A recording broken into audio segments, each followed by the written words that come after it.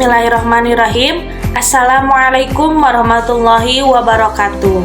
Pertama-tama, kami ucapkan terima kasih kepada Bapak Jaliluddin Muslim SAP MAP selaku dosen mata kuliah analisis kebijakan publik yang telah membimbing kami dalam penyusunan buku ajar metodologi dalam analisis kebijakan publik. Kami, kelompok 5, kelas 6A, sangat antusias untuk memperkenalkan hasil kerja keras kami selama ini dalam menyusun bab 5 yang berjudul Data dan Metode Pengumpulan Data dalam Analisis Kebijakan Publik, dengan subbab yang pertama adalah jenis-jenis data yang diperlukan dalam analisis kebijakan publik, yang kedua adalah metode pengumpulan data primer dan sekunder, yang ketiga adalah teknik pengambilan sampel, yang keempat adalah pertimbangan etika dalam pengumpulan data, dan yang terakhir adalah analisis data kualitatif dan kuantitatif. Izinkan kami untuk memaparkan hasil kerja keras kami pada setiap subbab yang kami kerjakan sebagai berikut. Perkenalkan, nama saya Kautar dengan NIM 1218010093. Di sini saya akan menjelaskan tentang materi subbab pertama, yaitu jenis-jenis data yang diperlukan dalam analisis kebijakan publik, dari judul bab kami, yaitu data dan pengumpulan data yang diperlukan dalam analisis kebijakan publik. Nah, di sini saya akan menjelaskan jenis-jenis data yang diperlukan. Nah, kenapa sih harus ada jenis-jenis data yang diperlukan dalam analisis kebijakan publik? Karena dengan jenis-jenis data ini, suatu kebijakan itu dapat tepat sasaran gitu, untuk membantu si penelitinya dapat memahami apa saja masalah yang dihadapinya, terus tentu saja mengevaluasi alternatif dari kebijakan yang telah dibuat, terus merumuskan serta merekomendasikan apa saja hasil dari jenis data yang telah dihasilkan. Nah, karena jenis-jenis data ini tuh pasti berbasis bukti gitu, karena berdasarkan riset dan penelitian yang telah dilakukan. Nah, jenis-jenis data ini juga diperlukan gitu untuk tentunya menghasilkan kebijakan publik yang efektif dan berkelanjutan. Juga jenis data ini juga membantu untuk menjadikan sebuah kebijakan publik ini relevan gitu dengan apa yang tengah dihadapi oleh masalah itu sendiri. Nah, apa aja sih jenis-jenis data yang diperlukan dalam analisis kebijakan publik? Yang pertama itu adalah data demografi. Apa sih data demografi itu? Nah, data demografi itu ialah suatu ilmu yang mempelajari tentang manusia atau penduduk, tentang misalnya kelahiran, kematian, atau pernikahan, serta perpindahan penduduk juga yang sedang terjadi gitu. Nah, studi ini tuh tentu saja merupakan studi ilmiah gitu, karena meriset tentang ukuran, penyebaran, terus penyebaran penduduk secara spasial ataupun secara geografi juga. Nah, perubahan yang terjadi antar waktu juga dipelajari dalam data demografi ini. Nah, kalau dalam analisis kebijakan publik itu dapat membantu untuk menyesuaikan permasalahan yang terjadi gitu, sehingga nanti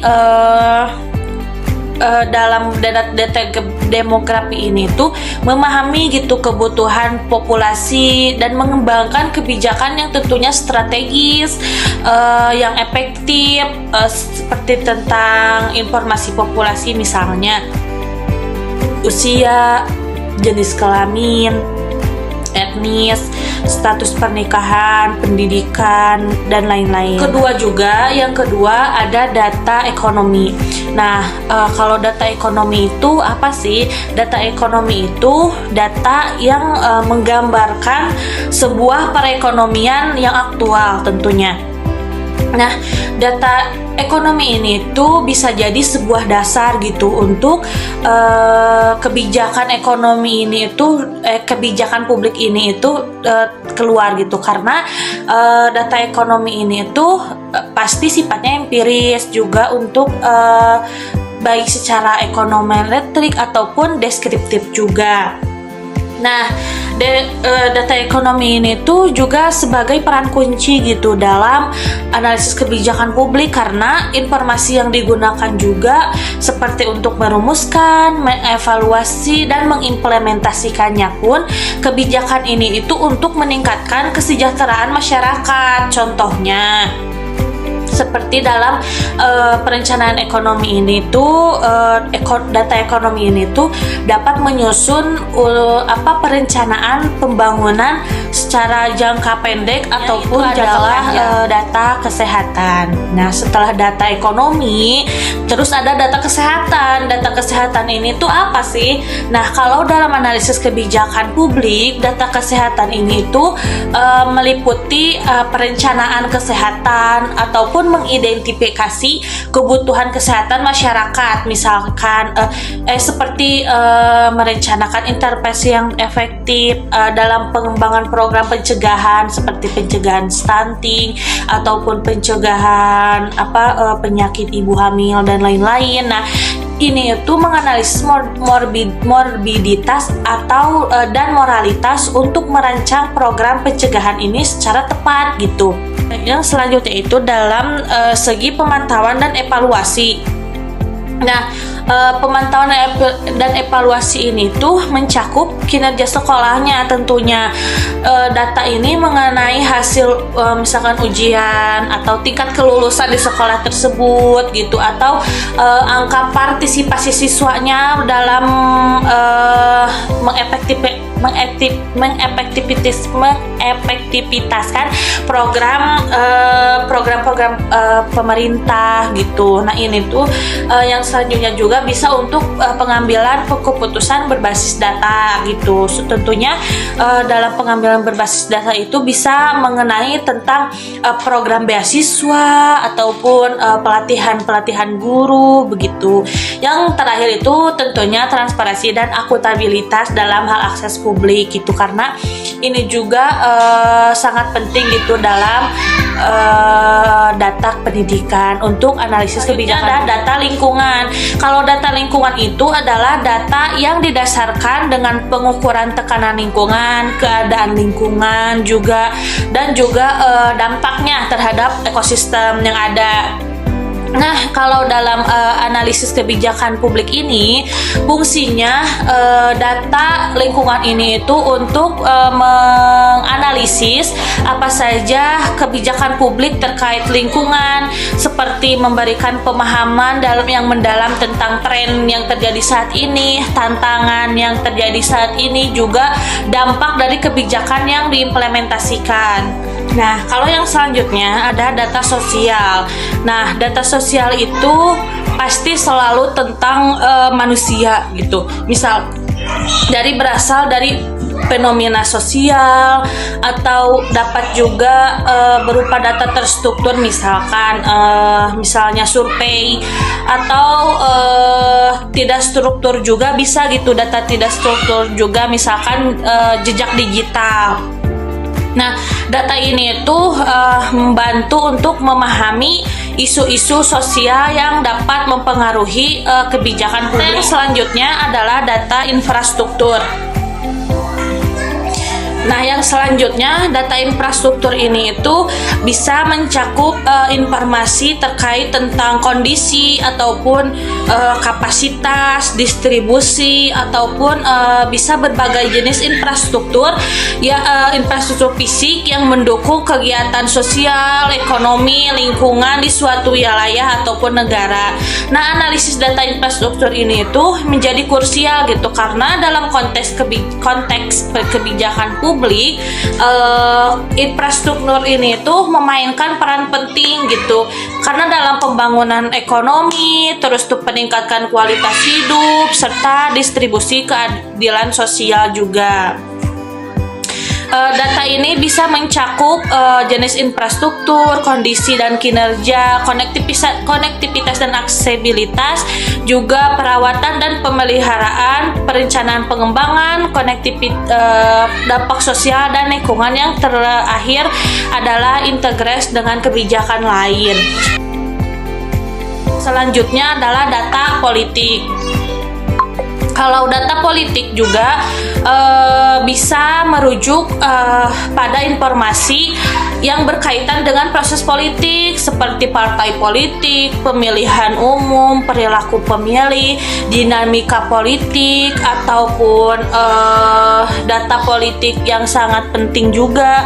Nah, data politik ini juga dalam analisis kebijakan publik itu memberikan pemahaman mendalam tentang preferensi politik masyarakat, dinamika sosial politik, dan interaksi antar aktor publik. Dan yang terakhir adalah data administratif. Nah, apa sih data administratif ini? Data administratif ini itu kumpulan data yang memiliki sifat yang nyata gitu tentang sesuatu yang dianggap penting dan disimpan secara sistematis dalam sebuah sistem untuk mendapatkan suatu informasi tentang suatu hal yang berhubungan dalam ruang lingkup tertentu. Itulah materi yang dapat saya jelaskan. Selanjutnya akan dijelaskan oleh rekan saya.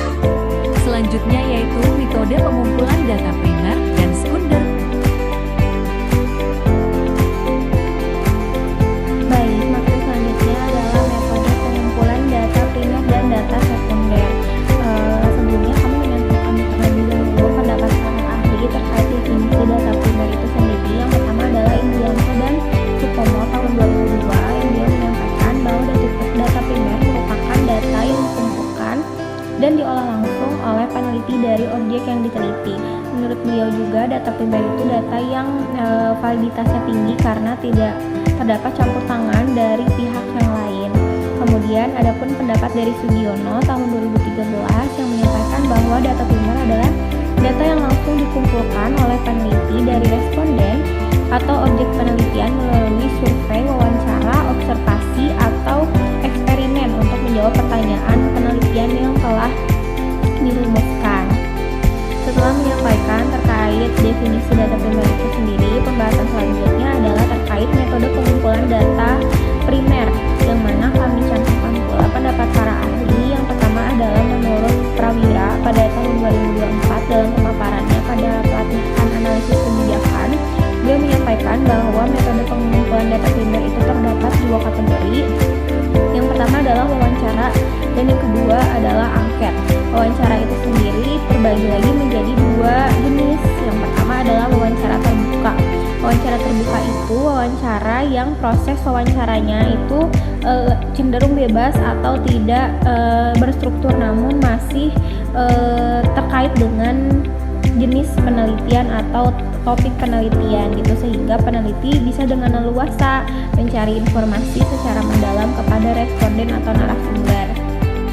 Jenis wawancara yang kedua adalah wawancara tertutup. Wawancara tertutup ini dilakukan dengan menggunakan daftar pertanyaan yang berisi poin-poin pertanyaan yang ditanyakan, sehingga wawancara itu lebih terarah, pembicaraannya tidak terlalu luas gitu, atau tidak terlalu mendalam. Nah, yang kedua tadi adalah angket. Angket ini terbagi lagi menjadi tiga kategori, yaitu tertutup, terbuka, dan campuran. Angket tertutup itu di mana pertanyaan yang diajukan itu hanya bisa dijawab dengan pilihan yang ada atau pilihan yang diberikan oleh peneliti. Kalau angket terbuka itu pertanyaannya bisa dijawab dengan bebas oleh responden seperti esai gitu, bisa panjang. Kalau angket campuran itu responden diberikan pilihan jawaban, namun disediakan pula pilihan yang dapat diisi dengan bebas. Adapun pendapat lainnya yang kami cantumkan adalah pendapat menurut Sekaran Bogi tahun 2016 yang beliau menyampaikan bahwa metode penelitian atau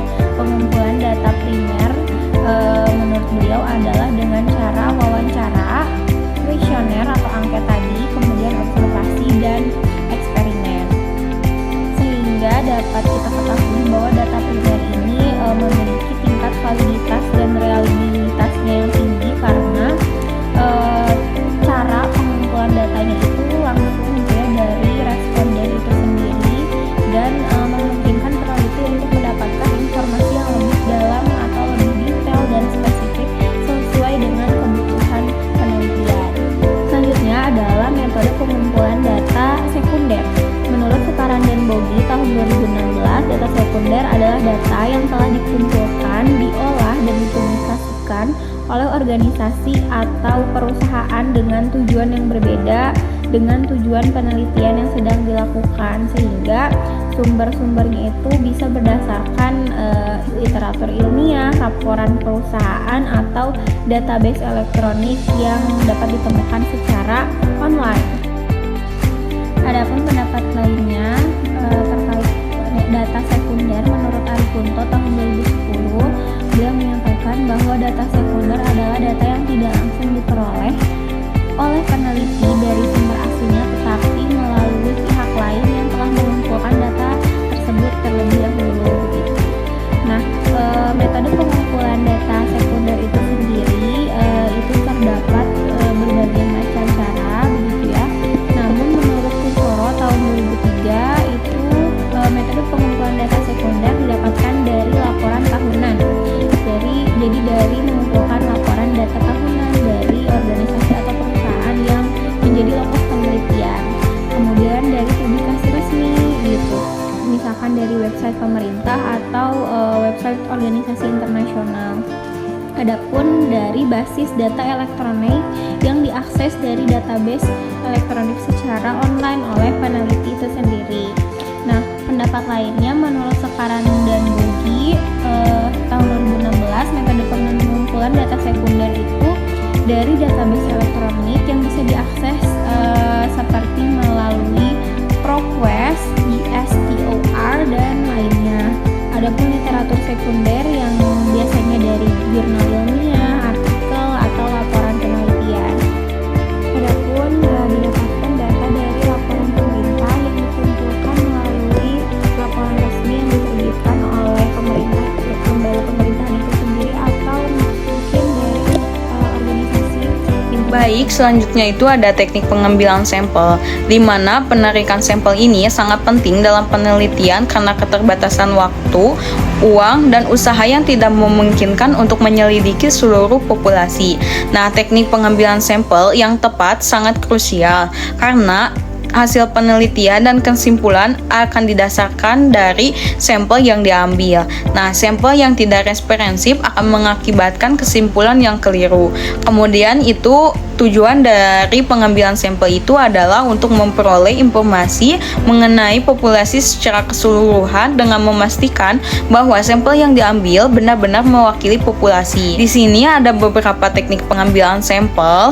Yang pertama itu ada sampel acak sederhana, di mana semua anggota populasi memiliki peluang yang sama untuk terpilih. Nah, cara pemilihannya itu bisa melalui undian, tabel bilangan random, atau menggunakan komputer. Yang kedua itu ada sampel acak berstrata, di mana populasi ini dibagi berdasarkan strata tertentu. Contohnya itu seperti tinggi, rendah, atau sedang, atau lain sebagainya. Nah, sampel diambil secara acak dari masing-masing strata untuk memastikan representasi yang sesuai. Selanjutnya itu ada sampel cluster, di mana populasi ini dibagi menjadi wilayah atau klaster. Seluruh anggota dalam klaster terpilih menjadi sampel penelitian. Yang keempat itu ada sampel sistematis, di mana anggota populasi ini diurutkan terlebih dahulu, kemudian lalu dipilih berdasarkan urutan tertentu. Yang terakhir itu ada sampel purposive, di mana penelitian memilih sampel berdasarkan pengetahuan dan anggapan bahwa sampel tersebut dapat memberikan informasi yang diinginkan. Nah, dengan memahami teknik-teknik yang tadi, peneliti dapat memastikan bahwa sampel yang diambil representatif dan kesimpulan yang ditarik dari penelitian dapat diandalkan atau valid. Mungkin sekian. Perkenalkan, nama saya Anggita Permata Dewi. Di sini saya akan menjelaskan mengenai materi terkait pertimbangan etika dalam pengumpulan data. Dalam proses pengumpulan data ini diperlukan adanya etika, yang mana etika ini itu berperan sebagai agar seseorang dalam melakukan proses pengumpulan data tersebut tidak menyalahgunakan atau tidak melanggar sebuah aturan. Selanjutnya ini ada mengenai definisi etika data. Menurut Open Data Institute, etika mencakup aspek etika dalam menilai praktik-praktik pengelolaan data yang berpotensi berdampak negatif pada individu dan masyarakat, terutama terkait dengan pengumpulan, pembagian, dan penggunaan data. Etika data adalah bidang etika yang menekankan pengelolaan data yang bertanggung jawab dan etis, terutama informasi pribadi dan sensitif. Hal ini mencakup berbagai pertimbangan termasuk privasi, keamanan, keadilan, dan transparansi dalam pengumpulan, analisis, pembagian, dan penggunaan data. Dengan semakin terdigitalisasinya kehidupan manusia, pentingnya etika data ini semakin meningkat karena mempengaruhi dunia usaha, pemerintahan, maupun individu. Nah, etika data ini merupakan prinsip penting dalam era digital modern, di mana data besar dikumpulkan, disimpan, dan dianalisis secara luas. Ini mendorong pengambilan keputusan dan bertanggung jawab dalam menghormati hak individu dan nilai-nilai sosial. Dalam menghadapi kompleksitas transformasi digital, etika data ini berperan sebagai panduan untuk memastikan bahwa kemajuan teknologi dan praktik data ini memberikan manfaat bagi masyarakat secara adil tanpa mengabaikan prinsip-prinsip etika.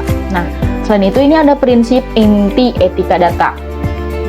Dengan adanya prinsip-prinsip etika data yang kuat, praktik pengelolaan data dapat dilakukan dengan cara menghormati nilai-nilai moral, hukum, dan sosial sehingga menjaga integritas dan kepercayaan dalam era digital yang semakin maju.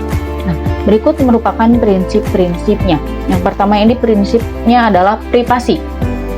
Itu memastikan bahwa individu memiliki hak untuk mengontrol informasi pribadi mereka dan bahwa pengumpulan data ini dilakukan secara transparan dan konsensual. Nah, yang selanjutnya ini ada keamanan, yaitu menerapkan tindakan yang kuat untuk melindungi data dari akses yang tidak sah, pelanggaran, dan pencurian. Nah, yang selanjutnya ini ada kewajaran, yaitu menerapkan tindakan yang kuat untuk melindungi data dari akses yang tidak sah, pelanggaran, maupun pencurian. Itu sama ya. Nah, yang selanjutnya ini ada transparansi, yaitu membuat proses pengumpulan, analisis, dan penggunaan data transparan dan dapat dipahami oleh semua pihak yang berkepentingan.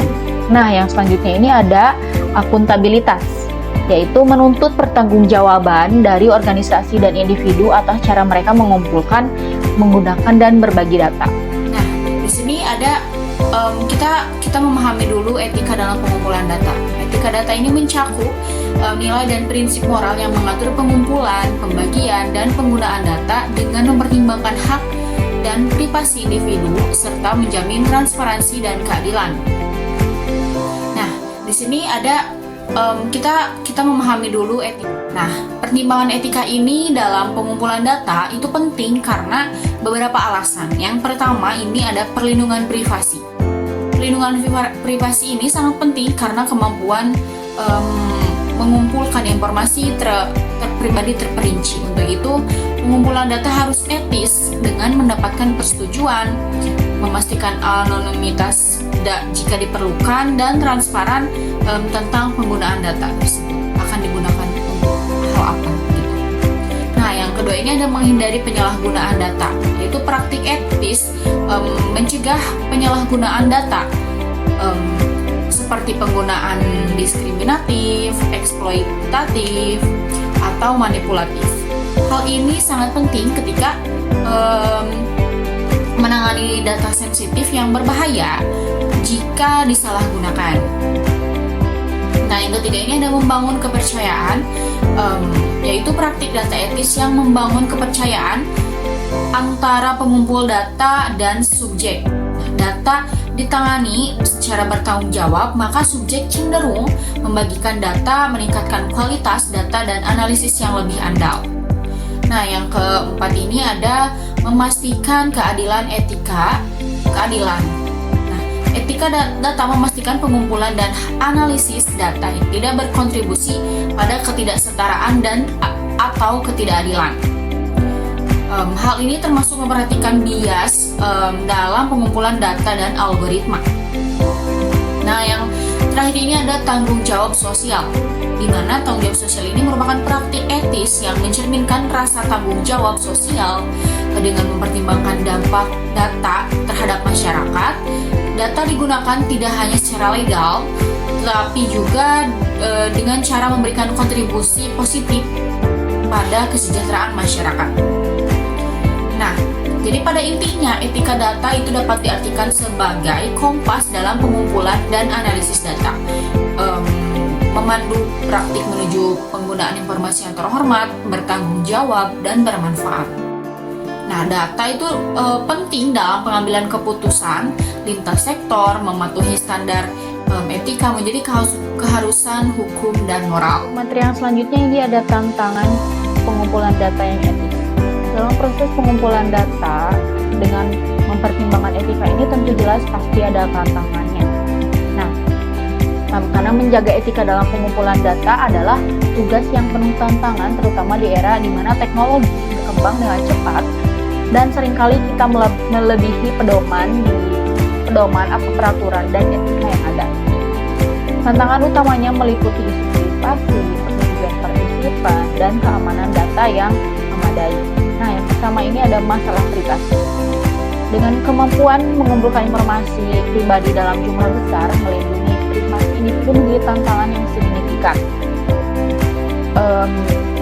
Organisasi harus mempertimbangkan batas antara pengumpulan data yang esensial dan campur tangan dalam kehidupan pribadi. Misalnya, fitur pelacakan lokasi di aplikasi dapat menimbulkan kekhawatiran tentang privasi dan intrusi ke dalam ruang pribadi.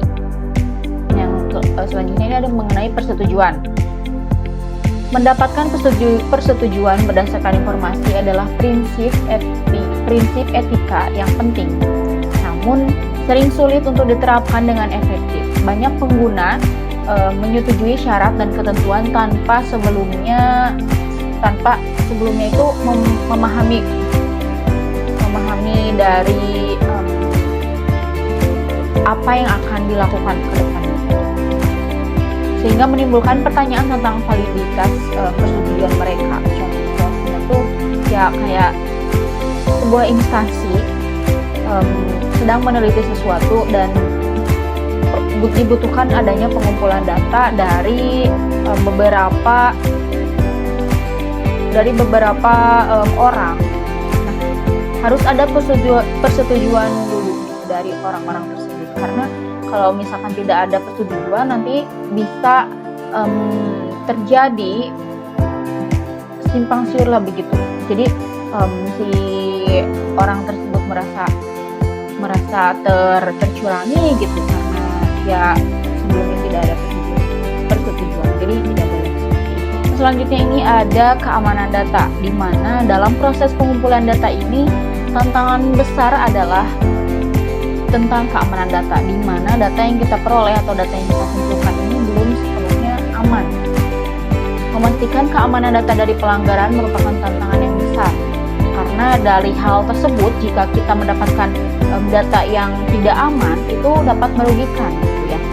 Nah, pelanggaran semacam itu dapat mengancam privasi individu dan merusak kepercayaan publik terhadap praktik pengelolaan data. Dan yang selanjutnya ini ada bias dan representasi.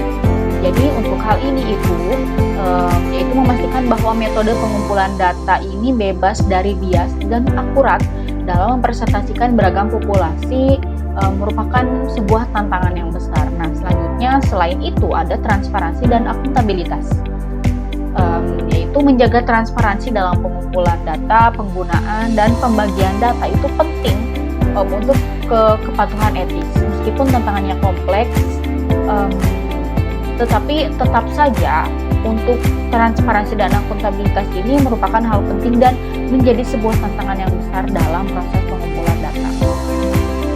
Nah, selanjutnya ini ada kepatuhan hukum dan peraturan. Di zaman sekarang ini masih nyambung terkait tantangan-tantangan yang sebelumnya, bahwa dari hal-hal tersebut jika kita menyalahgunakan sebuah data itu dapat menjadikan bumerang juga terhadap kita. Bila kita melanggar hukum itu akan terkena, karena sekarang banyak yang melanggar hukum gitu terkait. Ada hukum yang menegaskan, yaitu UITE atau undang-undang yang lainnya terkait dalam pengelolaan atau pengumpulan data. Nah, tantangan-tantangan ini tuh membutuhkan pertimbangan cermat dan pendekatan proaktif untuk memenuhi standar etika dalam pengumpulan data. Ini melibatkan keseimbangan antara potensi data yang besar dengan tanggung jawab untuk melindungi data, menghormati individu data mereka yang terlibat. Materi selanjutnya analisis data kualitatif dan kuantitatif. Materi selanjutnya adalah analisis data kualitatif dan kuantitatif. Menurut Pesel 2014, beliau menyampaikan analisis data kualitatif setidaknya melalui beberapa langkah. Yang pertama adalah organisasi dan persiapan data, di mana dilakukan pengorganisasian data mentah dan menyiapkan untuk dianalisis oleh peneliti itu sendiri. Yang kedua adalah pembacaan dan penelaahan data, di mana peneliti itu membaca secara keseluruhan data untuk mendapatkan gambaran umum dan refleksi yang mendalam. Yang ketiga adalah pengkodean data, yang mana peneliti itu mengidentifikasi segmen-segmen data yang signifikan dan memberikan label dan kode. Yang keempat adalah tema dan kategori. Kode-kode tersebut itu dikelompokkan menjadi sebuah tema atau kategori yang lebih luas. Yang kelima adalah penyajian dan interpretasi, di mana data-data yang ditemukan itu disajikan dalam bentuk narasi atau naratif atau mengidentifikasikan makna dari data itu sendiri secara deskriptif oleh peneliti. Adapun pendapat lainnya, menurut Lenzin dan Licol 2011, beliau menyampaikan bahwa analisis data kualitatif itu adalah sebuah proses kreatif yang melibatkan penafsiran dan melalui pemahaman konteks sosial dan budaya yang melingkupinya. Dan analisis data kualitatif juga menyoroti penggunaan metode triangulasi untuk meningkatkan keabsahan dan reliabilitas hasil penelitian. Selanjutnya adalah analisis data kuantitatif. Di sini kami menyantumkan analisis data kuantitatif menurut Sugiono tahun 2013, yang beliau menyampaikan bahwa analisis data kuantitatif itu melibatkan penggunaan statistik untuk menguji hipotesis yang telah dirumuskan. Nah, proses ini itu meliputi langkah-langkah seperti pengumpulan data, pengkodean, kemudian tabulasi, dan penerapan teknik statistik seperti uji ANOVA, uji T, uji regresi, dan korelasi. Nah, adapun pendapat lainnya itu menurut Sekaran dan Bogi di tahun 2016, beliau menyampaikan bahwa analisis data kuantitatif itu mencakup penggunaan berbagai teknik statistik. Jadi beliau menyoroti terkait teknik statistiknya, di mana ada dua teknik statistik. Yang pertama adalah statistik deskriptif, di mana digunakan untuk mendeskripsikan dan meringkas data seperti frekuensi, presentase, rata-rata, atau standar deviasi yang dideskripsikan secara naratif. Kemudian statistik yang kedua adalah statistik inferensial, di mana membuat generalisasi dari sampel ke populasi dan menguji hipotesis seperti uji chi-square, uji T, ANOVA, dan analisis regresi.